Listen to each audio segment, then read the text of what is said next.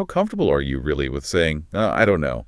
Because, in a world that seems to prize certainty, always having the answers, admitting you don't know, can feel, well, like a weakness, can't it? It's almost this nagging feeling sometimes, like you're missing something, especially, say, at work. But what if that whole idea is just wrong? What if not knowing isn't a weakness at all? What if it's actually like a kind of superpower, a way into deeper understanding, maybe real growth, and even, I'd argue, happiness? That's exactly what we're getting into today. We're doing a deep dive into a really fascinating pile of sources. We got ancient Zen wisdom, modern psychology research, all sorts of things. And our mission really is to pull out the key insights for you so you can get a handle on how leaning into what you don't know can genuinely enrich your life, your relationships, and, yeah, even your critical thinking. Okay, so let's unpack this a bit. We're kind of conditioned, aren't we, right from the start, to want certainty. Think about school. You get rewarded for the right answer, for having a solid plan. And it seems like even culturally, we sometimes discourage just asking why. One source even mentioned Mother Teresa listing avoid curiosity in a guide, which sounds odd, but it points to this anxiety we have around not knowing. So what does it actually mean to embrace this space of not knowing? Well, what's really striking is how so many different sources point to the same idea that there's real wisdom in that space. Kashmir Lad calls it not a sign of weakness or ignorance, but rather a gateway to deeper understanding and spiritual growth. And central to this is a Zen Buddhist idea called Shoshin. You might have heard it as beginner's mind. Basically, its core meaning is about approaching anything. Could be a new hobby, a work project, even something you think you know well, with this attitude of complete openness, eagerness, like you're seeing it for the very first time with no preconceptions. Right, so even if you're an expert, you try to adopt the mindset of, well, a beginner. How does that work in practice? Exactly. The Zen teacher, Shunrei Suzuki, had that famous quote, "In the beginner's mind, there are many possibilities, but in the expert's mind, there are a few." Quote, Shoshin directly tackles something called the Einstellung effect. That's basically when you're so used to doing something one way, your own expertise actually stops you from seeing newer, maybe better ways. It blinds you to possibilities. So Shoshin is like an antidote to that kind of intellectual arrogance or closed-mindedness.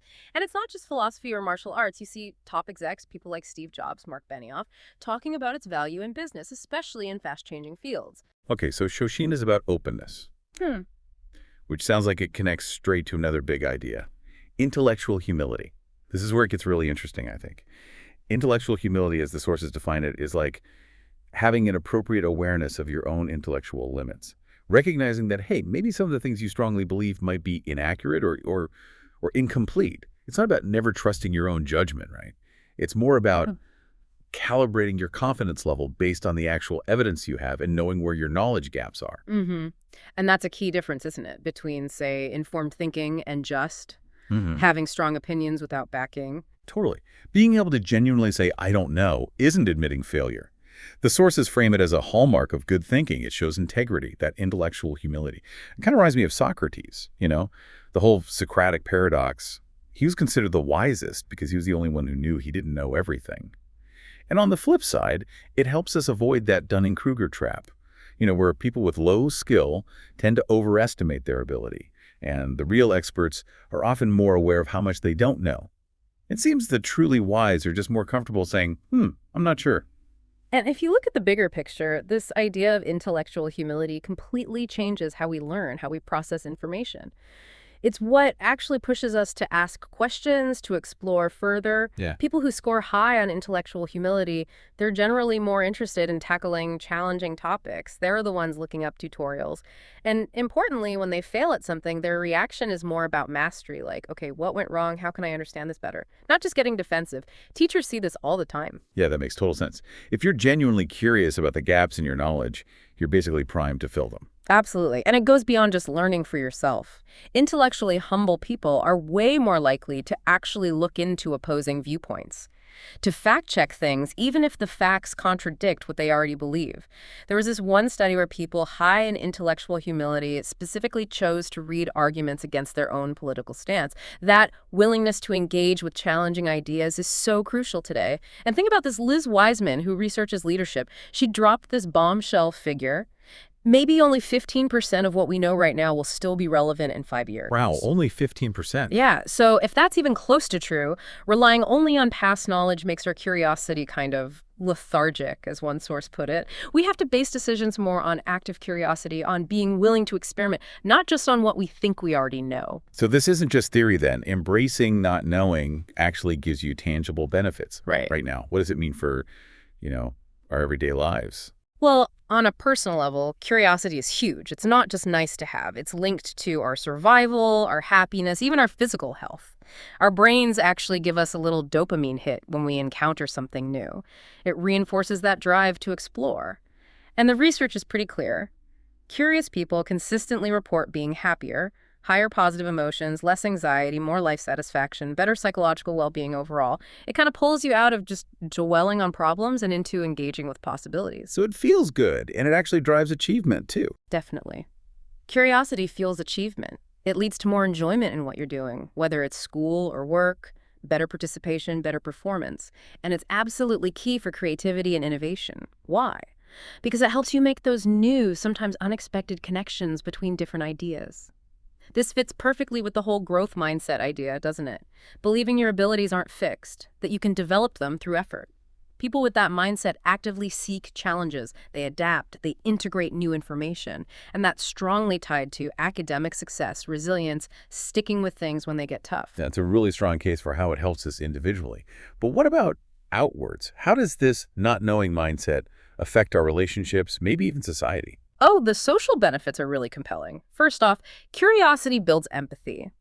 When you genuinely try to understand people outside your usual bubble, asking open questions about their lives, their perspectives, you just get better at understanding different ways of experiencing the world. And it strengthens the bonds you already have. Studies show that when you show real curiosity in a conversation, truly listening, asking questions, people perceive you as warmer, more likable. It creates closeness, like an instant connection. That's fascinating. It's not just about what you gain, but what it fosters between people. Exactly. And intellectual humility acts like a bridge across divides. It consistently predicts less extreme views on really tough issues. Think physician-assisted suicide, drone strikes. People with intellectual humility tend to have more favorable views of their political opponents. They're even more willing to follow or friend people with different views on social media, actively seeking out that diversity of thought. Yeah, and think about healthcare. When doctors are genuinely curious about a patient's perspective, ask real questions. Both the doctor and patient report less frustration. It leads to better communication, better decisions, better treatment. Ultimately, this fosters what one source called collective inquiry in groups or organizations rather than just focusing on individual blame. This collaborative approach, valuing openness, co-creating solutions, that's how you get adaptable, agile results. Think about the massive global effort it took to get that first image of a black hole. That required immense collective inquiry and humility. Okay, so if this is all so beneficial, the big question is, how do we actually do it? How do we cultivate this mindset? Move away from fearing I don't know and towards embracing its power. Our sources offer some really practical steps. From one called 7 Steps to Staying Curious, a couple of simple but powerful ones are, just ask questions. Even just asking them silently to yourself, it kickstarts creativity. And second, go down rabbit holes. Seriously. Let your curiosity lead you. Spend a little time each day just exploring something that catches your interest, even if it's just a random Wikipedia trail about, I don't know, Dolly Parton's marriage or something. It's good for your brain. Okay, I think many of us can relate to that one. Glad notes encouraged. What else? Another big one is listen actively. Really develop that skill of tuning in to someone else without judging or just waiting for your turn to talk. It's like building a muscle, that curiosity muscle. And related to that, look at stuff, not just your phone. Unplug sometimes. Go for a walk. Notice things. Visit a museum. Just look up at the sky. It stimulates different parts of your brain. Oh, and write things down. Keep a notebook handy. Jot down those fleeting thoughts, questions, things you want to look into later. It slows you down in a good way, lets your curiosity take root. That makes sense. It makes the thoughts more concrete, doesn't it? Rather than just letting them drift away. What about managing the information we do get? Right. And this might sound a bit counterintuitive today, but one suggestion is to actually memorize knowledge. Don't just rely on Google for everything. Committing some things to memory gives your brain the raw material it needs to make new connections, to have those aha moments. And maybe the hardest one for many of us, Let go of the need to be right. Try to replace that urge with a genuine desire to learn. Approach complex stuff with openness, with intrigue, rather than needing to win the argument. That's a big shift. Yeah, that is a tough one, letting go of being right. Are there deeper, maybe more sort of internal practices suggested? Definitely.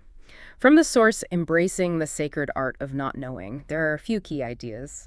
One is to embrace impermanence. Accept that things change, life is uncertain. Try to flow with it instead of resisting it. Also, cultivate mindfulness. Just being fully present in the moment without judging your thoughts or feelings, it helps you observe that need for answers without getting swept away by it. And maybe a more spiritual angle.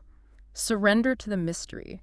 Trust that there's a kind of wisdom in the universe, that you don't have to figure everything out yourself. And crucially, practice self-compassion. Be kind to yourself when you feel uncertain. Remind yourself it's okay not to have all the answers. Nobody does. It really sounds like a journey of acceptance, almost, where uncertainty isn't the enemy, it's just part of the landscape. Exactly. And we also see practical strategies from studies on growth mindsets. Students who succeed when things get tough often take the initiative. They don't just wait for instructions. They actively seek out ways to learn independently. They also seek out support groups, talk to peers, get information from people who've been through similar challenges. That connection and shared learning is vital.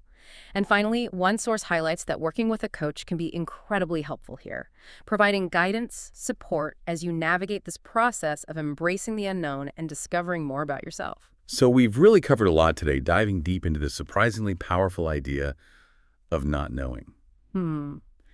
We've seen how cultivating that beginner's mind, that intellectual humility, it's not just philosophy, it's a practical path to growing as a person, building stronger connections, thinking more clearly, and honestly, just improving your overall well-being. It really does seem to turn obstacles into these amazing opportunities for learning and finding new ways forward. It absolutely does. It gives you a richer, more flexible way to engage with everything around you, both inside yourself and out in the world. It doesn't necessarily give you more answers, but maybe it gives you a much better way to ask the questions. So, thinking about all this, in this age where we're bombarded with information, where there's so much pressure to be the expert, maybe ask yourself, what's one question you're willing to truly ask today? Or maybe what's one belief you hold that you're willing to hold just a little more lightly, something that might just open up a whole new perspective for you?